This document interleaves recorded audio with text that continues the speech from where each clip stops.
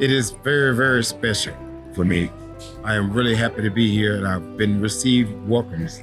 Well, the museum was opened in 2008, believe it or not, so it was years before BB actually passed. It actually tells his story. We're the only place in the world that actually tells his whole life story. We started where he was born. The beginning of the museum is a place called the Marxel Cotton Gin, which is a place that BB worked at in the 1930s, 40s. And from there, you'll get all of the exhibits that tell his whole life, the early years, all the way through the Memphis years, with him starting to record, and then getting on the road into the chilling circuit years and all of the things that he experienced on the road, to him becoming this iconic figure. And in 2015, when he made his transition to the next life, he was actually brought back and buried at the museum. The chilling circuit is at a time when Black musicians can play in anywhere but Black establishments. And it kind of weaved through the country like a chilling. A lot of times you didn't get real pay, so you would get food, in order just for your work.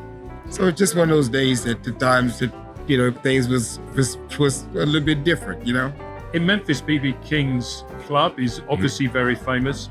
How close do you work with B.B. King's in Memphis to attract people to your museum? We work very close. And if you notice, on the side of the actual club, there's a big banner that promotes the museum as well. But we work very, very, very close together. We do interchanging with the musicians. We have a B.B. King Museum All-Stars, which is young kids, just like the Stax kids, and our kids also perform at B.B. King Club. So we do a lot of things together. Unfortunately, the guy who owned the club passed away during COVID.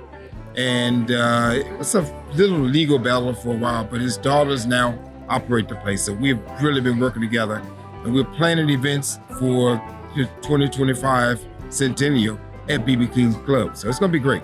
I think one of the other things that we have is that it's that historical nightclub.